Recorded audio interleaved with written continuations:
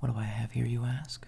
Well, it's Scary Stories to Tell in the Dark, the complete 3-book collection. Today, we're going to be diving into the first book. We're going to read about ghouls, spooks, and everything that goes bump in the night. So let's get started.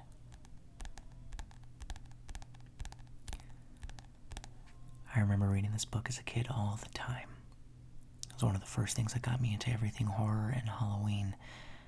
I used to light myself a candle, hop up in my bed, turn off all the lights, and get reading. I recommend you do the same. Find yourself a spooky, comfy position, turn off those lights, and make sure you don't look out your window. If you guys want to hear some more scary stories from me, just let me know in the comments. I'll be sure to upload another video reading book number 2 and book number 3. But let's get started with the introduction to Scary Stories to Tell in the Dark. Today's introduction is called Strange and Scary Things. Pioneers used to entertain themselves by telling scary stories. At night, they might gather in somebody's cabin or around a fire and see who could scare the others the most. Some girls and boys in my town do the same thing. They get together at somebody's house, and they turn out the lights and eat popcorn and scare one another half to death. Telling scary stories is something people have done for thousands of years. For most of us, we like being scared in that way. Since there isn't any danger, we think it's fun. There are a great many scary stories to tell. There are ghost stories. There are tales of witches, devils, and boogeymen, zombies, and even vampires. There are tales of monstrous creatures and of other dangers. There are even stories that make us laugh at all this scariness. Some of these tales are very old, and they are told around the world, and most have the same origins. They are based on things that people saw, or heard, or experienced, or thought they did. Many years ago, a young prince became famous for a scary story he started to tell, but did not finish. His name was Maumilius, and he was probably 9 or 10 years old. William Shakespeare told him about the Winter's Tale.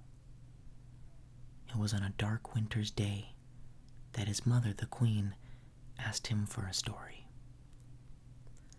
"A sad tale's best for winter," he said.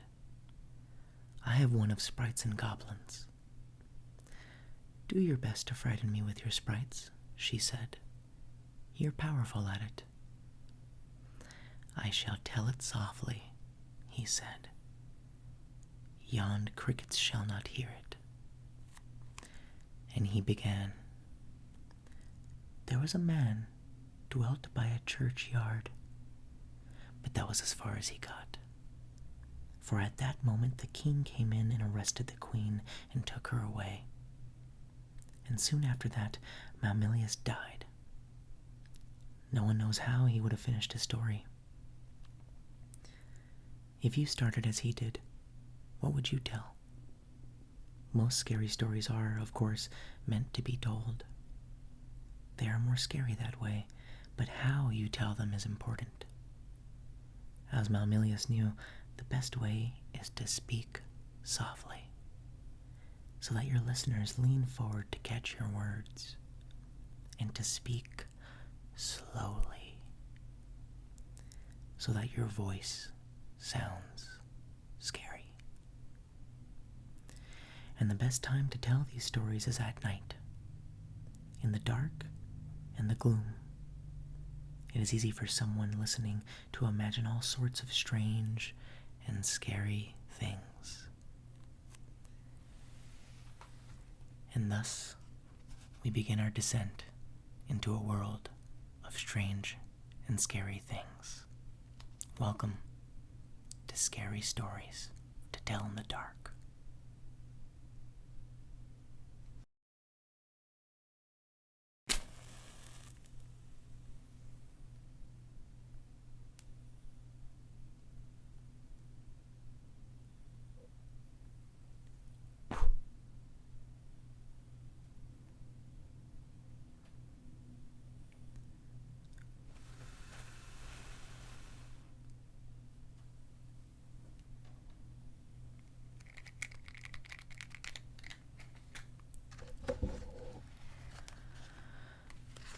first chapter is titled,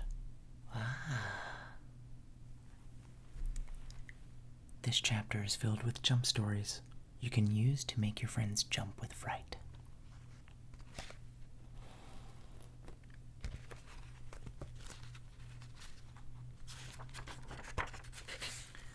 Our first story in this chapter is called The Big Toe. A boy was digging at the edge of a garden when he saw a big toe. He tried to pick it up, but it was stuck. So he gave it a good hard jerk, and it came off in his hand. Then he heard something groan and scamper away. The boy took the toe into the kitchen and showed it to his mother. "It looks nice and plump," she said. "I'll put it in the soup and we'll have it for supper." That night, his father carved the toe into 3 pieces.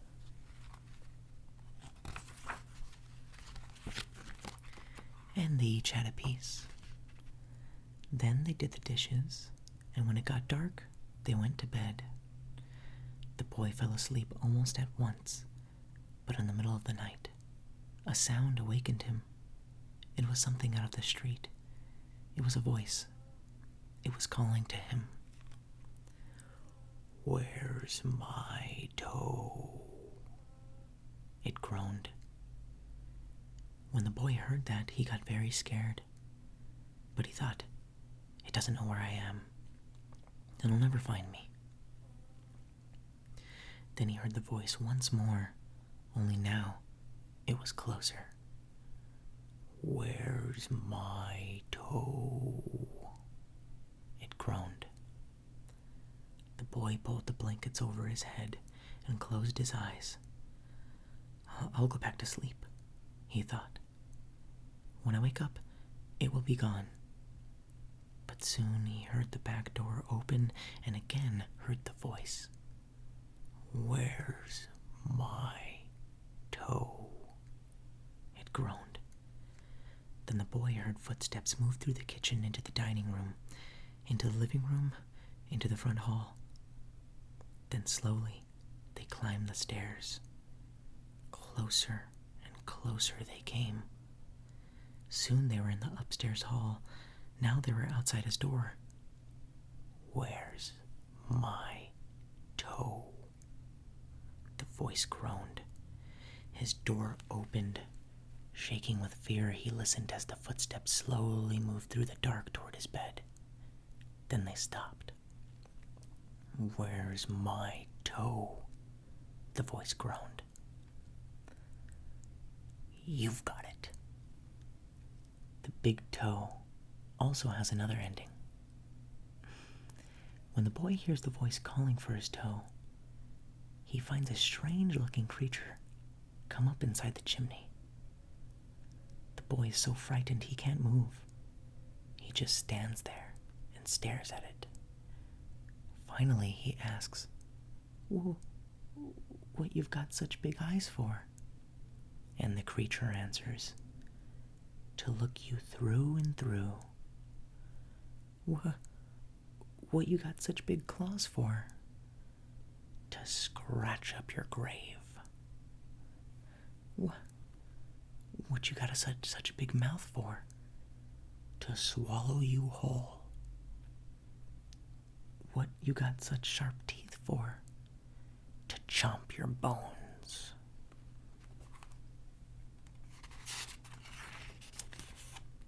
That was the big toe.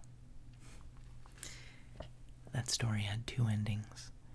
Now, it did tell me in the book to scream at you guys. However, since this is a relaxing, spooky night, I won't be screaming. Our next story is called The Walk.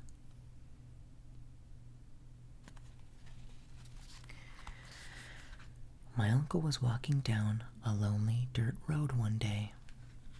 He came upon a man who was also walking down that road. He looked the man... He came upon a man who was also walking down that road. The man looked at my uncle and my uncle looked at the man. The man was scared of my uncle, and my uncle was scared of that man. But they kept on walking, and it began to get dark. The man looked at my uncle, and my uncle looked at the man. The man was very scared of my uncle, and my uncle was very scared of that man. But they kept on walking, and they came to a big woods.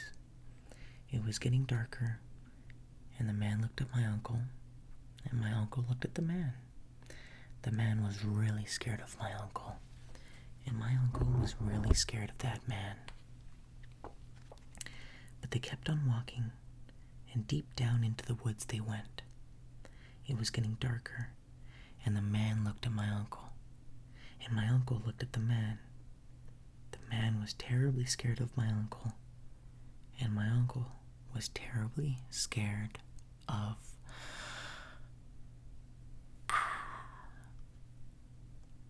I'm supposed to scream at you guys, but like I said, no screams tonight. The next story in this chapter is called, What Do You Come For? There was an old woman who lived all by herself. She was very lonely. Sitting in the kitchen one night, she said, "Oh, I wish I had some company." No sooner had she spoken than down the chimney tumbled 2 feet, which the flesh had rotted. The old woman's eyes bulged with terror. Then 2 legs dropped to the hearth and attached themselves to the feet. Then a body tumbled down. Then 2 arms. Then a man's head. As the old woman watched, the parts came together into a great, gangling man. The man danced around and around the room. Faster and faster he went. Then he stopped and he looked into her eyes. "What do you come for?" she asked in a small and shivered voice. "What do I come for?" he said. "I come for you."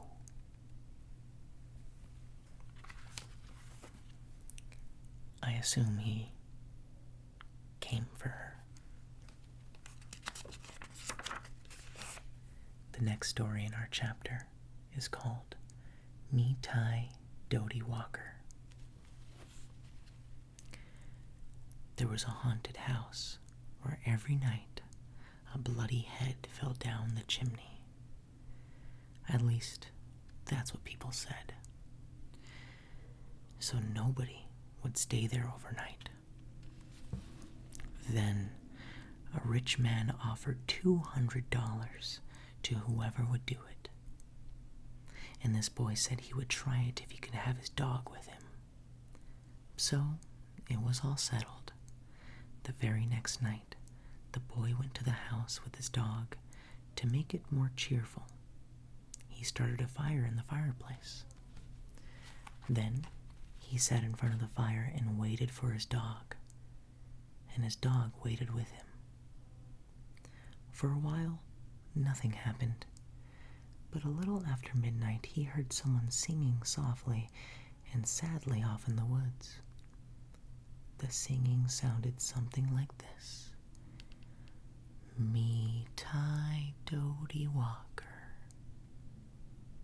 It's just somebody singing, the boy told himself, but he was frightened. Then his dog answered the song. Softly and sadly it sang, Lynchy, Kinchy, Collie, Molly, Dingo, Dingo. The boy could not believe his ears. His dog had never uttered a word before. Then a few minutes later, he heard the singing again. Now it was closer and louder, but the words were the same. Me Tai Doty Walker. This time the boy tried to stop his dog from answering. He was afraid that whoever was singing would hear it and come after them. But his dog paid no attention, and again it sang, Lynchy, Kinchy, Collie, Molly, dingo, dingo. A half hour later, the boy heard the singing again. Now, it was in the backyard, and the song was the same, Me Tai Dodie Walker. Again, the boy tried to keep his dog quiet, but the dog sang out louder than ever. Lynchy, Kinchy, Collie, Molly, Dingo, Dingo.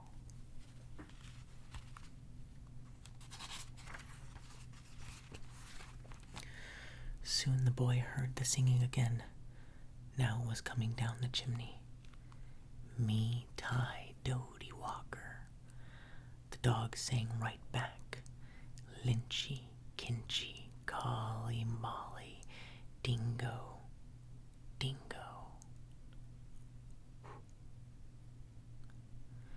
Suddenly, a bloody head fell out of the chimney. It missed the fire and landed right next to the dog. The dog took one look and fell over, dead from fright. The head turned and stared at the boy. Slowly, it opened its mouth, and... Ooh. I got you. The next poem, I guess you can say, in this chapter is A Man Who Lived in Leeds. Some say this rhyme doesn't mean anything. Others are not so sure. There was a man who lived in Leeds. He filled his garden full of seeds. And when the seeds began to grow, it was like a garden filled with snow. But when the snow began to melt, But when the snow began to melt, it was like a ship without a belt. And when the ship began to sail, it was like a bird without a tail. And when the bird began to fly, it was like an eagle in the sky. And when the sky began to roar, it was like a lion at my door. And when the door began to crack, it was like a penknife in my back. And when my back began to bleed, I was dead, dead, dead indeed.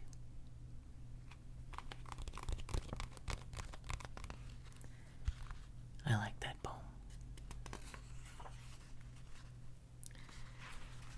The next story in our book is called Old Woman, All Skin and Bone.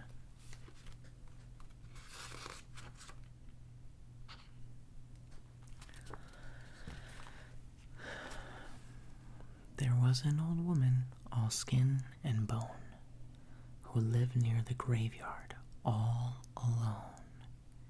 She thought she'd go to church one day to hear the parson preach and pray.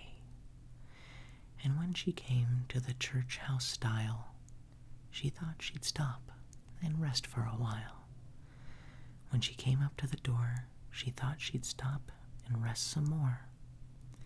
But when she turned and looked around, she saw a corpse upon the ground.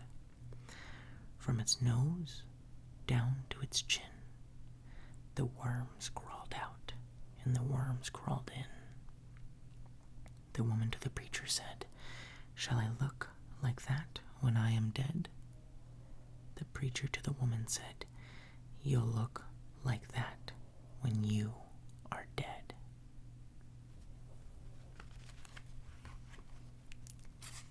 I guess at the end of the day, we all look the same on the inside. The next chapter in our book is called He Heard Footsteps Coming Up the Cellar Stairs. There are ghosts in this chapter. One comes back as a real person. Another takes revenge on her murderer. And there are other strange happenings.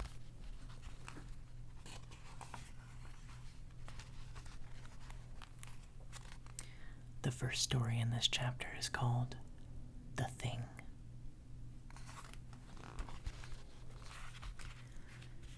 Ted Martin and Sam Miller were good friends. They spent a lot of time together.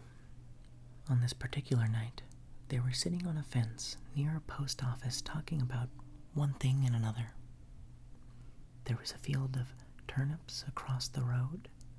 Suddenly they saw something crawl out of the field and stand up. It looked like a man, but in the dark it was hard to tell for sure. Then it was gone. But soon it appeared again. It walked halfway across the road, then it turned around and went back into the field. Then it came out a third time and stared at them. By now, Ted and Sam were scared. They started running. When they finally stopped, they decided they were being foolish. They weren't sure what had scared them, so they decided to go back and get a better look. Pretty soon they saw it, for it was coming to meet them. It was wearing black pants, a white shirt, and black suspenders. Sam said, "I'm gonna try and touch it. Then we'll know if it's real." He walked up to it and peered into its face. It had bright, penetrating eyes that sunk deep into its head. It looked like a skeleton. Ted took one look and screamed. And again, he and Sam ran. But this time the skeleton followed them. When they got to Ted's house, they stood in the doorway and watched it. It stayed out in the road for a while, then it disappeared. A year later, Ted got sick and died. Toward the end, Sam sat up with him every night. The night Ted died, Sam said he looked just like the skeleton. Chills down your back. The thing was Ted as a skeleton. The next story in our chapter is called Cold as Clay. A farmer had a daughter for whom he cared about more than anything on earth. She fell in love with a farmhand named Jim. But the farmer did not think Jim was good enough for his daughter. To keep them apart, he sent her to live with her uncle, all the way on the other side of the country.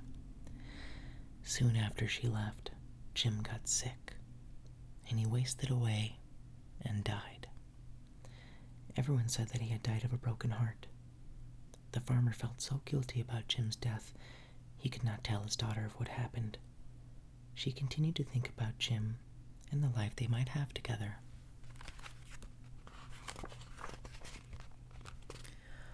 One night, many weeks later, there was a knock on her uncle's door. When the girl opened the door, Jim was standing there. "Your father asked me to get you," he said. "I came on his best horse." "Is there anything wrong?" she asked. "I don't know," he said. She packed a few things and they left. She rode behind him, clinging to his waist. Soon, he complained of a headache. "It aches of something terrible," he told her. She put her hand on his forehead. "Why, you are as cold as clay," she said. "I hope you're not ill." And she wrapped her handkerchief around his head. They traveled so swiftly that in a few hours they reached the farm. The girl quickly dismounted and knocked on the door. Her father was startled to see her. "Didn't you send for me?" she asked. "No, I didn't," he said. She turned to Jim, but he was gone, and so was the horse. They went into the stable to look for them. The horse was there, and it was covered in sweat and trembling with fear, but there was no sign of Jim. Terrified, Her father told her the truth about Jim's death. Then quickly, he went to see Jim's parents. They decided to open his grave. The corpse was in its coffin, but around its head, they found the girl's handkerchief. Spooky dooky. The next story in this chapter is called The White Wolf.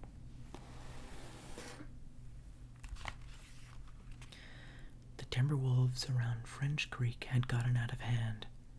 There were so many wolves the farmer could not stop them from killing their cattle and sheep.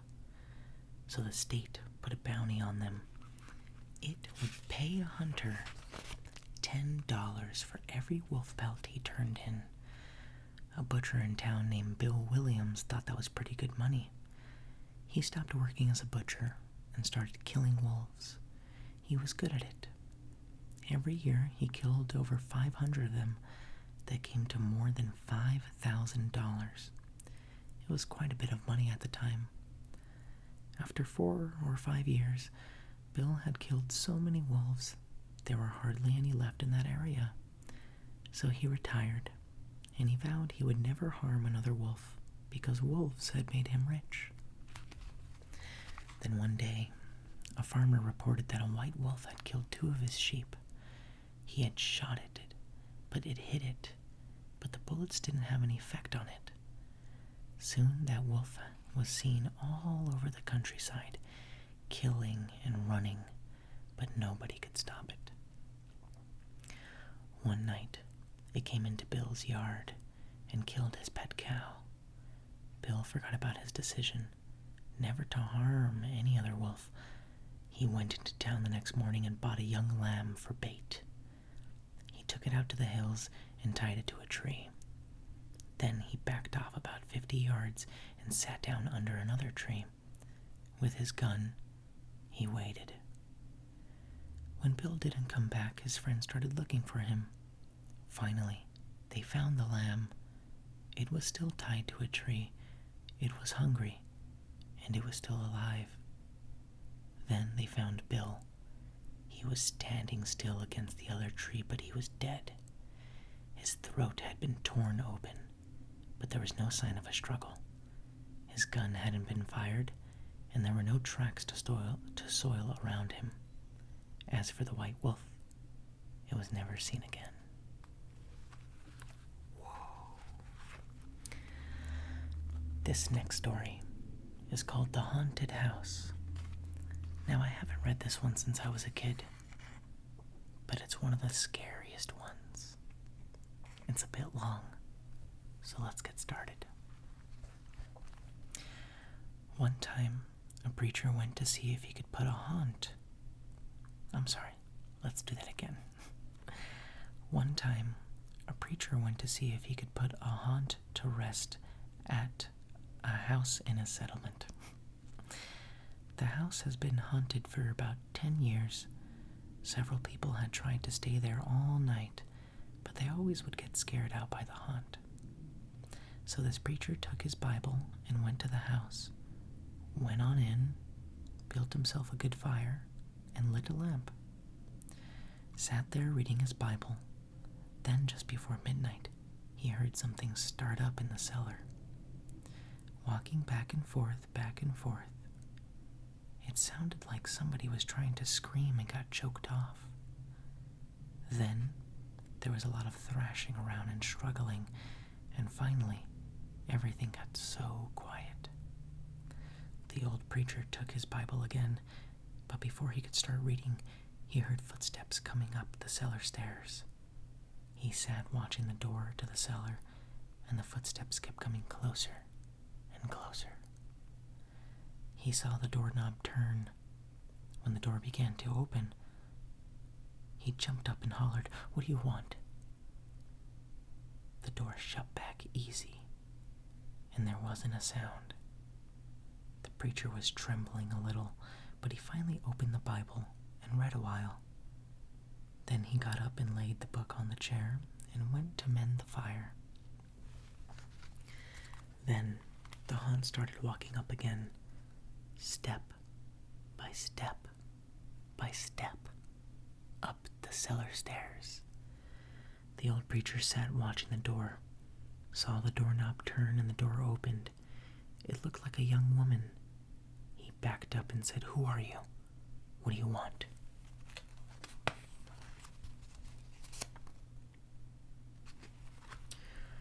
The haunt sort of swayed like she didn't know what to do. Then she just faded out. The old preacher waited and waited, and when he didn't hear any more noises, he went over and shut the door.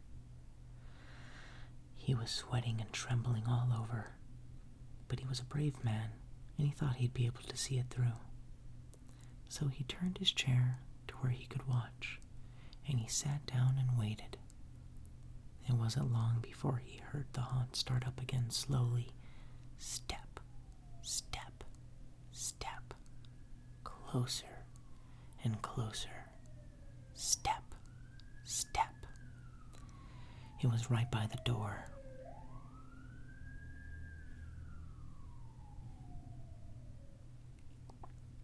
The preacher stood up and held his Bible out before him. Then the knob slowly turned and the door opened wide. This time the preacher spoke quiet-like. He said, "In the name of the Father, the Son, and the Holy Ghost, who are you, and what do you want?" The haunt came right across the room straight to him and took a hold of his coat. It was a young woman about 20 years old. Her hair was torn and tangled, and the flesh was dropping off her face, so he could see the bones and part of her teeth. She had no eyeballs, but there was a sort of a blue light way back in her eye sockets. And she had no nose to her face. Then she started talking. It sounded like her voice was coming and going with the wind blowing it. She told how her lover had killed her for her money and buried her in the cellar. She said if the preacher would dig up her bones and bury her properly, she could rest. Then she told him to take the end joint of the little finger from her left hand and to lay it in the collection.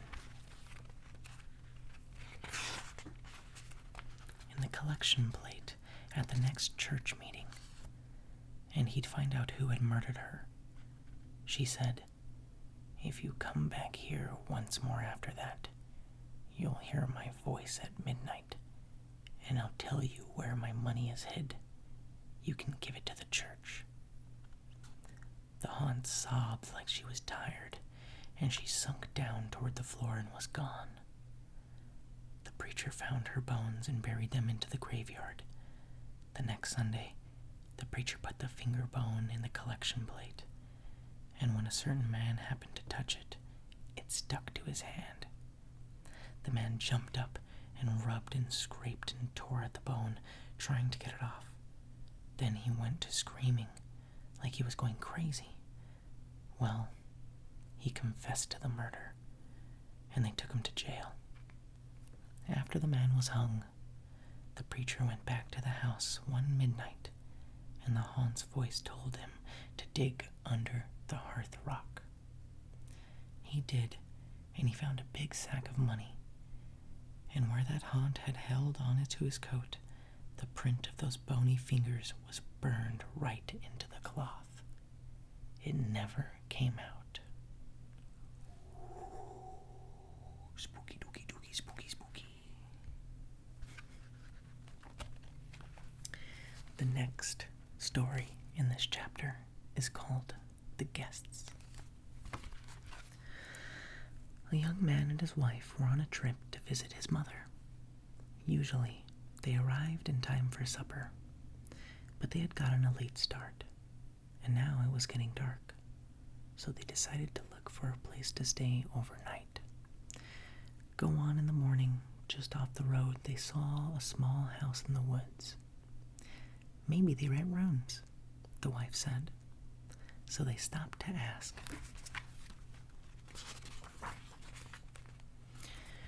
An elderly man and woman came to the door. They didn't rent rooms, they said, but they would be glad to have them stay overnight as their guests. They had plenty of room, and they would enjoy the company. The old woman made coffee and brought out some cake, and the four of them talked for a while. Then the young couple were taken to their room. They again explained that they wanted to pay for this, but the old man said he would not accept any money. The young couple got up early next morning before their hosts had awakened. On a table near the front door, they left an envelope with some money in it for the room. Then they went on to the next town. They stopped in a restaurant and had breakfast. When they told the owner where they had stayed, he was shocked. "That can't be," he said. "That house burned to the ground, and the man and the woman who lived in there died in a fire." The young couple could not believe it. So they went back to the house, only now there was no house. All they found was a burned-out shell. They stood staring at the ruins, trying to understand what had happened. Then the woman screamed. In the rubble was a badly burned table, like the one they had seen by the front door. On the table was the envelope they had left there in the morning.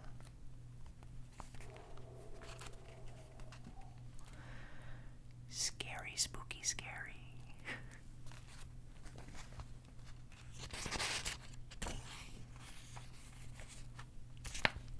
Spooky drawing. The next chapter in this book is called "They Eat Your Eyes, They Eat Your Nose." There are scary stories about all kinds of things. The ones told here are about a grave, a witch, a man who liked to swim, a hunting trip, and a marketing basket. There are also ones about worms eating a corpse. Your corpse.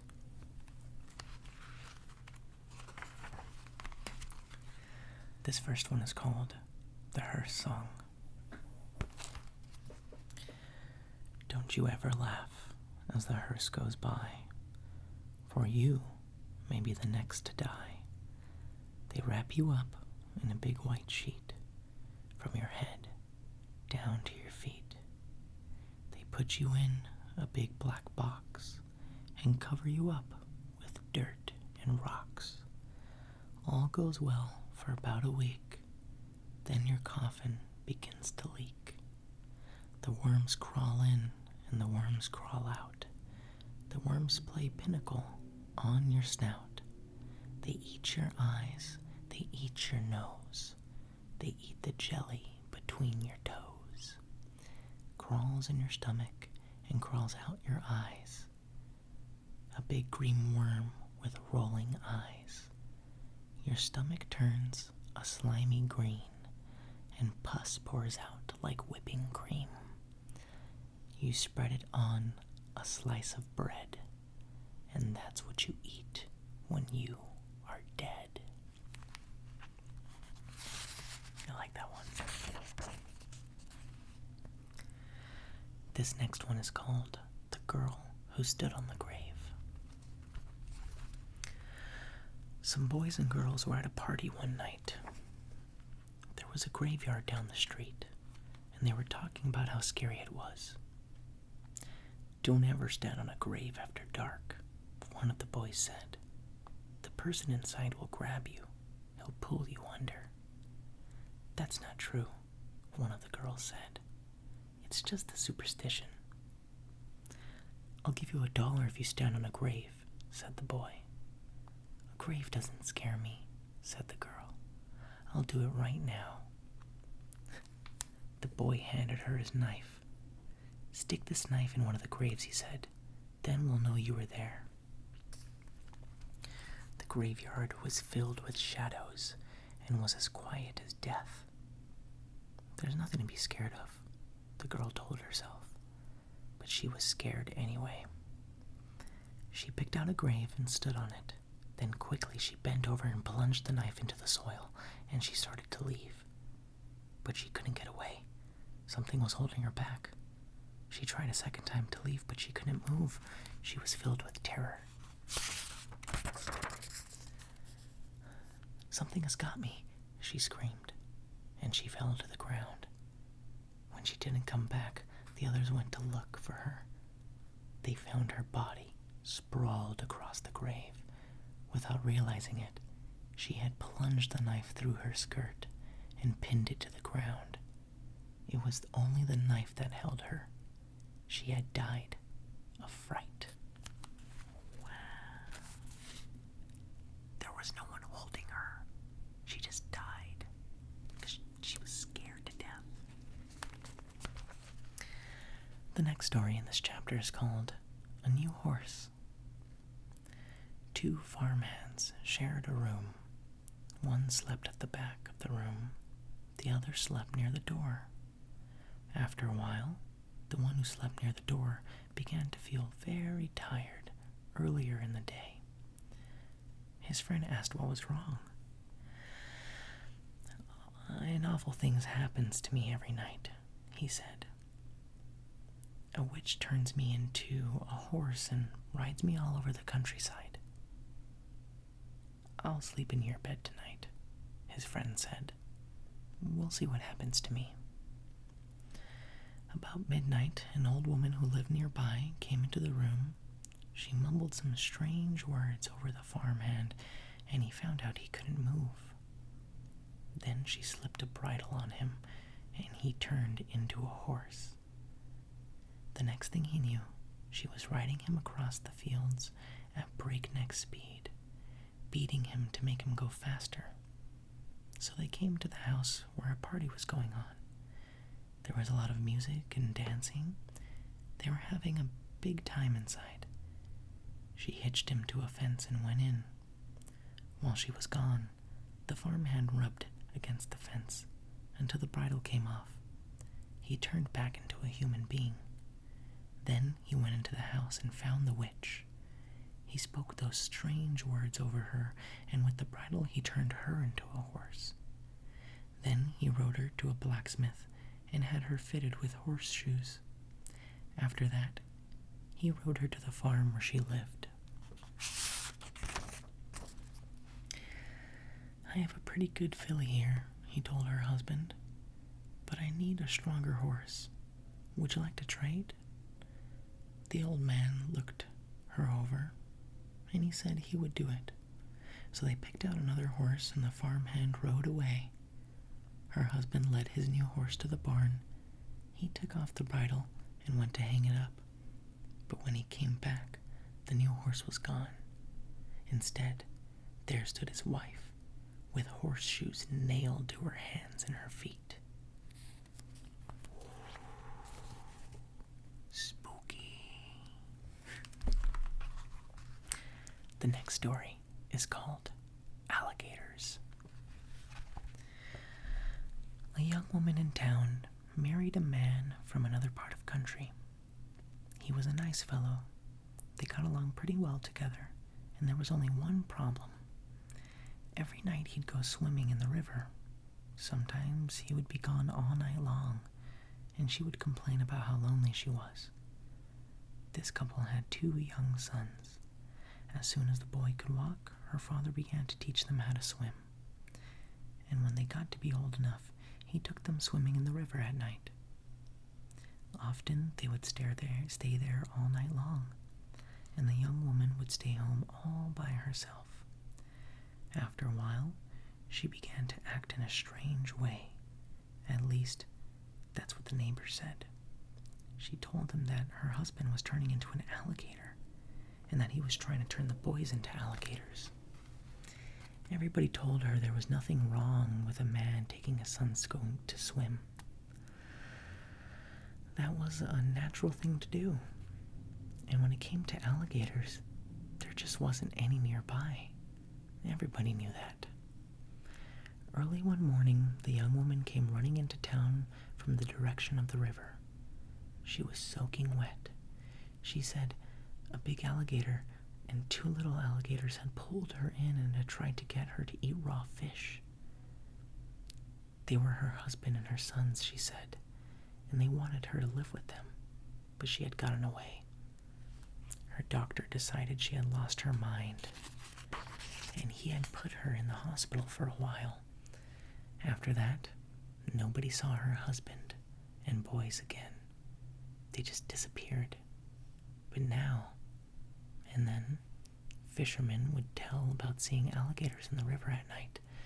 Usually it was one big alligator and two small ones. But people said they were just making it up.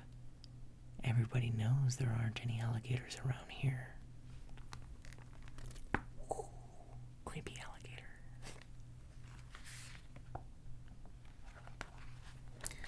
This next story is called Room for One More.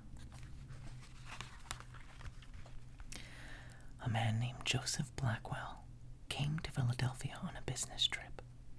He stayed with his friends in the big house they owned outside the city.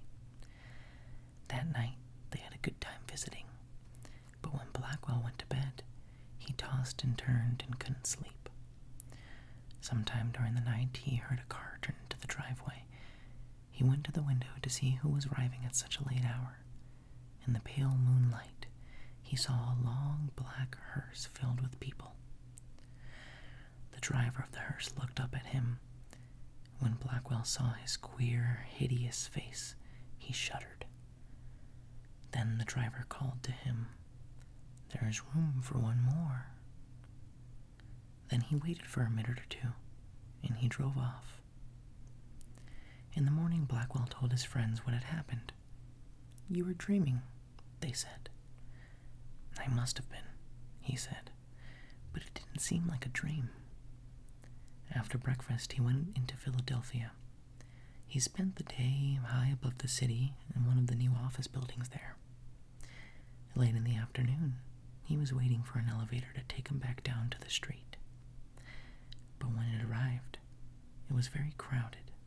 One of the passengers looked out and called to him. "There's room for one more," he said. It was the driver at the hearse. "No thanks," said Blackwell. "I'll get the next one." The doors closed and the elevator started down. There was shrieking and screaming, then the sound of a crash.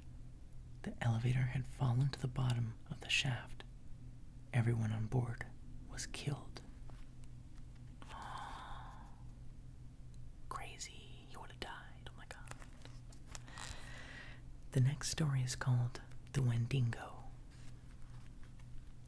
A wealthy man wanted to go hunting in a part of northern Canada where few people had ever hunted.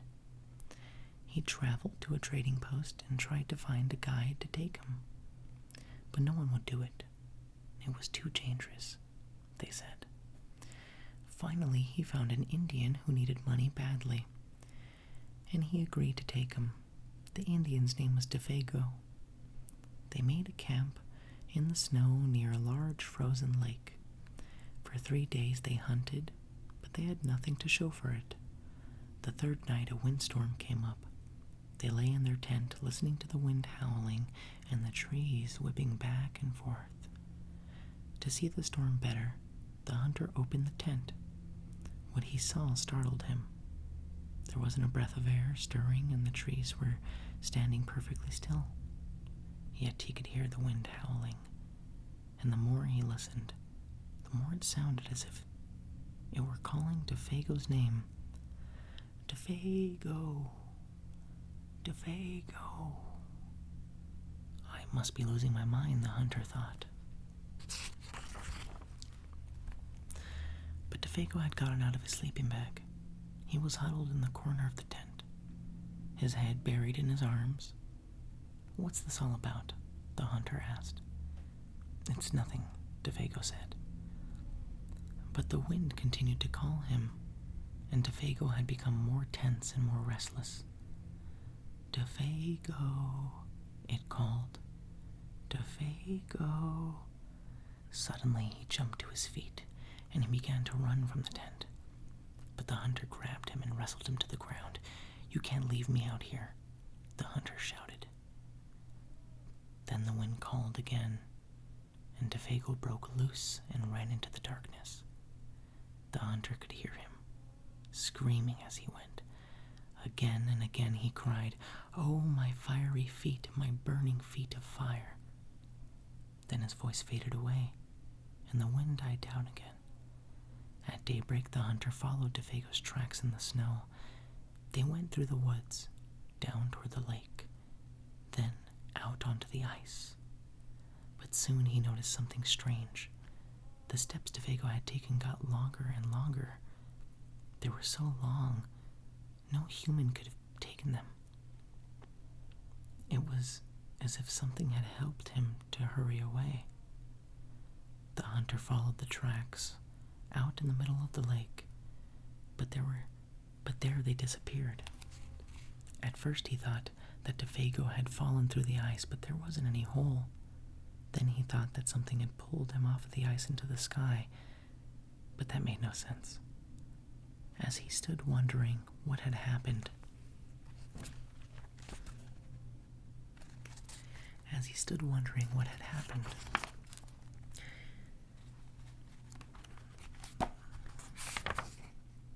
the wind picked up again. Soon it was howling as it had the night before. Then he heard Defago's voice. It was coming from above. And again he heard Defago screaming, "My fiery feet, my burning feet." But there was nothing to be seen. Now the hunter wanted to leave that place as fast as he could. He went back to camp and packed. Then he left some food for Defago, and he started out. Weeks later, he reached civilization. The following year, he went back to hunt in that area again.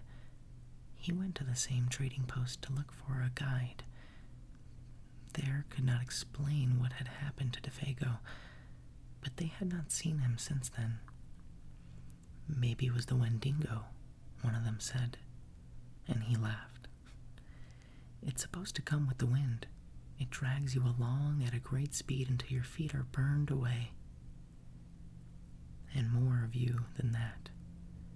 Then it carries you into the sky, and it drops you. It's just a crazy story, but that's what some of the Indians say." A few days later, the hunter was at the trading post again. An Indian came in and sat by the fire. He said he had a blanket wrapped around him, and he wore his hat so you couldn't see his face. The hunter thought there was something familiar about him. He walked over and he asked, "Are you Defago?" The Indian didn't answer. "Do you know anything about him?" No answer. He began to wonder if something was wrong, if the man needed help, but he couldn't see his face. "Are you all right?" he asked. No answer. To get a look at him, he lifted the Indian's hat. Then he screamed. There was nothing under that hat but a pile of ashes. The Wendigo. The next story is called The Dead Man's Brains. This scary story is a game that people play at Halloween, but it can be played whenever the spirit moves you. The players sit in a circle in a darkened room and listen to a storyteller describe the rotting remains of a corpse. Each part is passed around for them to feel. In one version, a player is out if he or she screams or gasps with fright. In another version, everybody stays to the end, no matter how scared they get. Here's the story. Once in this town, there lived a man named Brown. It was years ago on this night that he was murdered out of spite. We have here his remains. First, let's feel his brains. Now, here are his eyes, still frozen with surprise. This is his nose, here is his ear, and here is his hand, rotting flesh and bone. But his hair still grows, and his heart still beats. Now and then, his blood still flows. Dip your fingers in it, it's nice and warm. That's all there is, except for these worms. They are the ones that ate the rest of him. Did you gasp or scream? This next one is called May I Carry Your Basket? Sam Lewis spent the evening playing chess at his friend's house. It was about midnight when they finished their game, and he started going home. Outside it was icy cold and as quiet as a grave. As he came around a turn in the road, he was surprised to see a woman walking ahead of him. She was carrying a basket covered with a white cloth. When he caught up to her, he looked to see who it was, but she was bundled up against the cold. It was hard to see her face. "Good evening," Sam said. "What brings you out so late?" But she didn't answer. Then he said, "May I carry your basket?" She handed it to him. From under the cloth, a small voice said, "That's very nice of you." And that was followed by wild laughter. Sam was so startled that he dropped the basket, and out rolled a woman's head. He looked at the head, and he stared at the woman. "It's her head," he cried, and he started to run. The woman and her head began to chase him. Soon as the head got up to him, it bounded into the air and sunk its teeth into his left leg. Sam screamed with pain and ran faster, but the woman and her head stayed right behind him. Soon he leapt into the air again and bit into his other leg. Then they were gone. That's scary.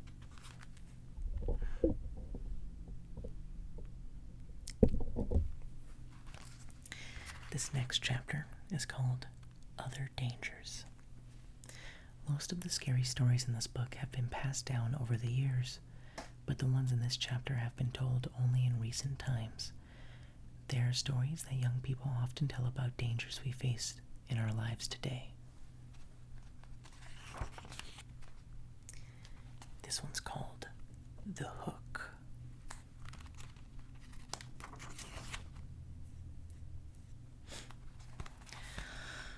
Donald and Sarah went to the movies. Then they went for a ride in Donald's car. They parked up on a hill at the edge of town. From there, they could see all the lights up and down the valley. Donald turned on the radio and found some music, but the announcer broke in with a news bulletin. A murderer had escaped from the state prison. He's armed with a knife, and he's headed south on foot. His left hand was missing. In its place, he wore a hook. "Let's roll up the windows and lock the doors," said Sarah. "That's a good idea," said Donald. "That prison isn't too far away," said Sarah. "Maybe we should really go home." "But it's only 10 o'clock, said Donald. "I don't care what time it is," she said. "I want to go home." "Look, Sarah," said Donald. "He's not going to climb all the way up here. Why would he even do that? Even if he did, all the doors are locked. How could he get in?" "Donald, he could take that hook and break through a window and open a door," she said. "I'm scared. I want to go home." Donald was annoyed. "Girls are always afraid of something," he said. As he started the car, Sarah thought she heard something, or someone, scratching at her door. "Did you hear that?" she asked. As they roared away, it sounded like somebody was trying to get in. "Oh, sure," said Donald. Soon they got to her house. "Would you like to come in and have some cocoa?" she asked. "No," he said. "I've got to go home." He went around to the other side of the car to let her out, and hanging on the door handle was a hook. It was the guy's hook. That's crazy. The next story is called The White Satin Evening Gown. Nice. A young man invited a young woman to a formal dance, but she was very poor and she could not afford to buy the evening gown she needed for such an occasion. "Maybe you can rent a dress," her mother said. So she went to a pawn shop not far from where she lived. There she found a white satin evening gown in her size. She looked lovely in it, and she was able to rent it for very little. When she arrived at the dance with her friend, She was so attractive. Everyone wanted to meet her. She danced again and again and was having a wonderful time. But then she began to feel dizzy and faint. And she asked her friend to take her home. "I think I have danced too much," she told him. When she got home, she lay down on her bed. The next morning, her mother found that her daughter had died. The doctor did not understand what had caused her death, so he had the coroner perform an autopsy. The coroner found that she had been poisoned by embalming fluid. It had stopped her blood from flowing. There were traces of the fluid on her dress. He decided it had entered her skin when she perspired while she was dancing. The pawnbroker said he bought the dress from an undertaker's helper. It had been used in a funeral for another young woman, and the helper had stolen it just before she was buried. Scary. This next story is called High Beams. The girl driving the old blue sedan was a senior at high school. She lived on a farm about 8 miles away and used the car to drive back and forth. She had driven into town that night to see a basketball game. Now she was on her way home. As she pulled away from the school, she had noticed a red pickup truck following her out of the parking lot. A few minutes later, the truck was still behind her. "I guess we're going in the same direction," she thought. She began to watch the truck in her mirror. When she changed her speed, the driver of the truck changed his speed. When she passed the car, so did he. Then he turned on his high beams, flooding her car with light. He left them on for almost a minute. "He probably wants to pass me," she thought. She was becoming uneasy. Usually she drove home over a back road. Not too many people went that way, but she turned onto that road, and so did the truck. "I've got to get away from him," she thought, and she began to drive faster. Then he turned his high beams on again. After a minute, he turned them off. Then he turned them on again and off again. She drove even faster, but the truck driver stayed right behind her. Then he turned on his high beams again. Once more, her car was ablaze with light. "What is he doing?" she wondered. "What does he want?" Then he turned them off again. But a minute later, he had turned them on again and left them on. At least she pulled into her driveway, and the truck pulled right behind her. She jumped from her car and ran into the house. "Call the police," she screamed at her father. Out in the driveway, she can see the driver of the truck. He had a gun in his hand. When the police arrived, they started to arrest him, but he pointed to the girl's car and said, "You don't want me," he said. "You want him." Crouched behind the driver's seat, there was a man with a knife. As the driver of the truck explained it, the man slipped into the girl's car just before she left the school. He saw it happen, but there was no way he could stop it. He thought about getting to the police, but he was afraid to leave her, so he followed her car. Each time the man in the back seat reached up to overpower her, the driver of their truck turned on his high beams. The man dropped down, afraid that someone might see him.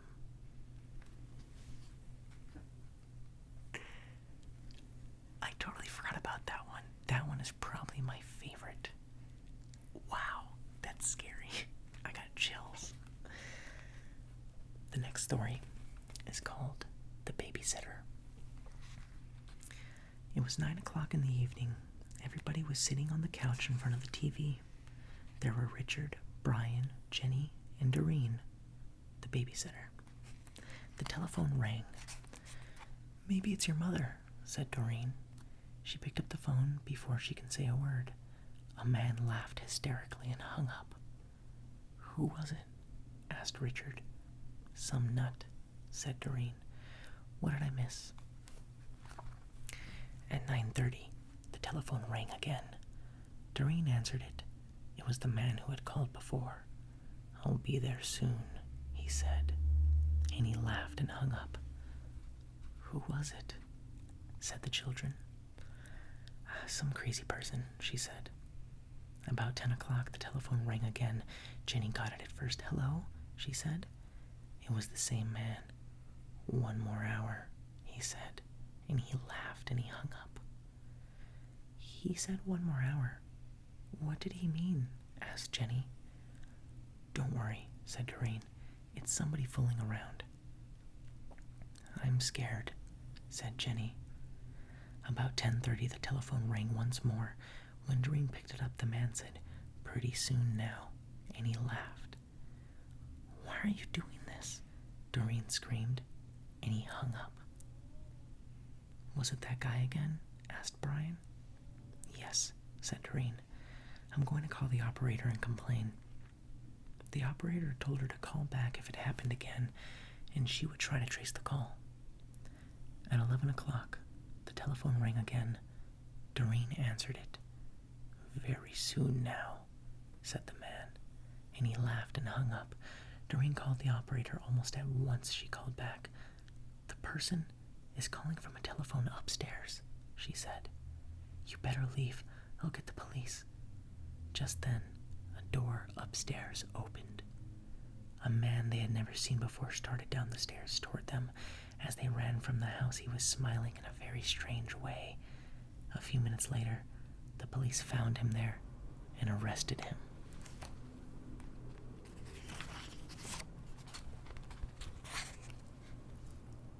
There he is. That's scary. The next chapter is called This chapter has the same title as the first chapter, but the stories in the first chapter are meant to scare you. The ones in this chapter are meant to make you laugh. So, we got some funny stories now, guys. The Viper. A widow lived alone on the top floor of an apartment house. One morning her telephone rang. Hello, she said. This is the Viper, a man said. I'm coming up. Somebody's fooling around, she thought, and hung up. A half hour later, the telephone rang again. It was the same man. It's the Viper, he said. I'll be up soon. The widow didn't know what to think, but she was getting frightened. Once more, the telephone rang. Again, it was the Viper. I'm coming up now, he said. She quickly called the police. They said they would be right over. When the doorbell rang, she sighed with relief. They are here, she thought. But when she opened the door, there stood a little old man with a bucket and a cloth. I am the Viper, he said. I wish to wash and wipe your windows. He meant wiper. Oh, classic. This next one is called The Attic.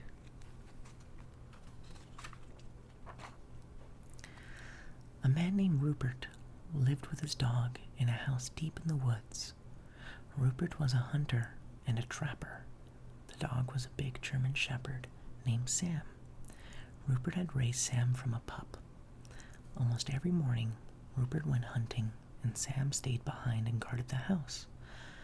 One morning, as Rupert was checking his traps, he got the feeling that something was wrong at home. He hurried back as fast as he could, but when he got there, he found that Sam was missing.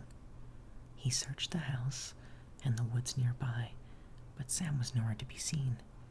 He called and he called, but the dog did not answer. For days, Rupert looked for Sam, but he could find no trace of him. Finally, he gave up and went back to his work. But one morning, he heard something moving in the attic. He picked up his gun. Then he thought, I'd better be quiet about this. So he took off his boots, and in his bare feet he began to climb the attic stairs. He slowly took one step, then another, until at last he reached the attic door. He stood outside, but he didn't hear anything. Then he opened the door and...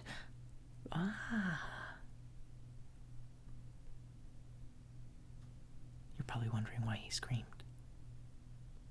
He stepped on a nail. That was hilarious. This next one is called the Slithery D. The Slithery D, he came out of the sea. He ate all the others, but he didn't eat me. The Slithery D, he came out of the sea. He ate all the others, but he didn't eat. He did. He ate him. He ate him. This next one is called Aaron Kelly's Bones. That looks scary. Aaron Kelly was dead. They bought him a coffin and had a funeral and buried him. But that night he got out of his coffin and came home. His family was sitting around the fire when he walked in. He sat down next to his window and he said, "What's going on? You all act like somebody died. Who's dead?" His widow said, "You are." "I don't feel dead," he said. "I feel fine." "You don't look fine," his widow said. "You look dead. You better get back to the grave where you belong." "I'm not going back to the grave until I feel dead," he said. Since Aaron wouldn't go back to his widow, couldn't collect his life insurance. Without that, she couldn't pay for the coffin, and the undertaker said he would take it back. Aaron didn't care. He just sat by the fire, rocking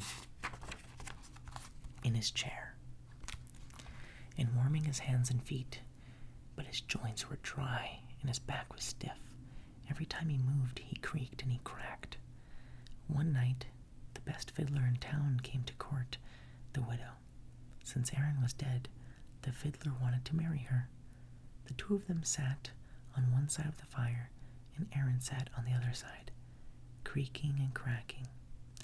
"How long do you have to put up with this dead corpse?" the widow asked. "Something must be done," the fiddler said. "This isn't very jolly," Aaron said. "Let's dance." The fiddler got out his fiddle and began to play. Aaron stretched himself, shook himself, got up, took a step or two, and began to dance. With his old bones rattling, and his yellow teeth snapping, and his bald head wagging, and his arms flip-flopping, around he went. With his long legs clicking and his knee bones knocking, he skipped and pranced around the room. How that dead man danced. But pretty soon the bone worked loose and fell to the floor. "Look at that," said the fiddler. "Play faster," said the widow. The fiddler played faster. Crickety-crack, down and back the dead man went hopping, and his dry bones kept dropping. This way and that way the pieces kept popping. "Play, man, play," cried the widow. The fiddler fiddled, and the dead Aaron danced, except Aaron fell apart, collapsed into a pile of bones, all except his bald head bone that grinned, and the fiddler cracked his teeth and kept dancing. "Look at that," groaned the fiddler. "Play louder," cried the widow. "Ho, ho," said the head bone. "Ain't we having fun?" The fiddler couldn't stand it. "Widow," he said, "I'm going home," and he never came back. The family gathered up Aaron's bones and put them back into the coffin. They mixed them up so he couldn't fit them together. After that, Aaron stayed in his grave, but his widow never did get married again. Aaron had seen to that. So he basically did all that so she wouldn't remarry. The next one's called Wait Till Martin Comes. An old man was out for a walk when a storm came up. He looked for a place to take shelter. Soon he came to an old house. He ran up on the porch and knocked on the door, but nobody answered. By now rain was pouring down, thunder was booming, and lightning was flashing. So he tried the door. When he found it, it was unlocked, so he went inside. Except for a pile of wooden boxes, the house was empty. He broke up some of the boxes and made a fire with them. Then he sat down in front of the fire and dried himself. It was so warm and cozy that he fell asleep. When he woke up, a black cat was sitting there, near the fire. It stared at him for a while, then it purred. "That's a nice cat," he thought, and he dozed off again. When he opened his eyes, there was a second cat in the room, but this one was as big as a wolf. It looked at him very closely and it asked, "Shall we do it now?" "No," said the other cat. "Let's wait till Martin comes." "I must be dreaming," thought the old man. He closed his eyes again. Then he took another look. But now there was a third cat. And this one was as big as a tiger. It looked at the old man over and it asked, "Shall we do it now?" "No," said the others. "Let's wait till Martin comes." The old man jumped out the window. The old man jumped out the window and started running. "When Martin comes, you tell him I couldn't wait," he called. Get it? You don't get it? Okay, well, here are the cats. This next one's called The Ghost with the Bloody Fingers.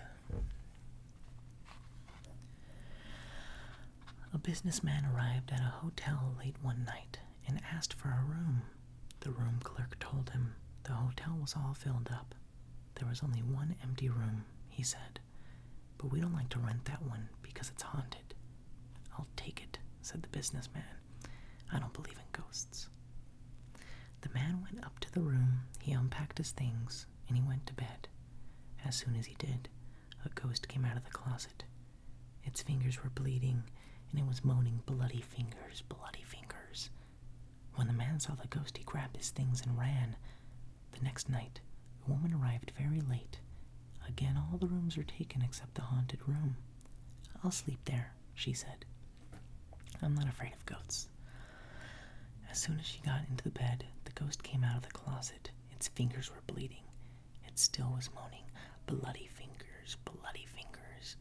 And the woman took one look and ran. A week later, another guest arrived very late. He also took the haunted room. After he unpacked, he got out his guitar and he began to play. Soon the ghost appeared. As before, its fingers were bleeding and it was moaning, "Bloody fingers, bloody fingers." The man paid no attention. He just kept strumming his guitar. The ghost kept moaning and its fingers kept bleeding. Finally, the guitar player looked up. "Cool it, man," he said. "Get yourself a Band-Aid." Because he's a guitar player, so he gets bloody fingers.